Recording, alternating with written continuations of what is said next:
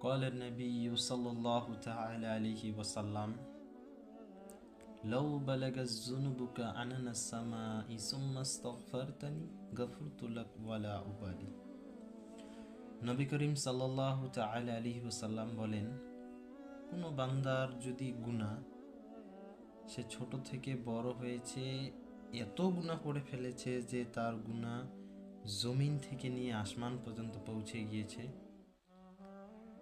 এমনকি আসমানের ছাদে পৌঁছে গিয়েছে, তো আমার আল্লাহ বলে ওই বান্দাকে, তোমার গুনাহ যদি জমিন থেকে নিয়ে আকাশমালা পর্যন্ত পৌঁছে যায়, তুমি যদি আমাকে একবার বলো ইয়া আল্লাহ আমার ভুল হয়ে গেছে, তো আমার আল্লাহ বলে আমি তোমাকে মাফ করে দিব। শুধু মাফ করব না, এবং এই যে মাফটা করব আমি কারো পারবা করব না।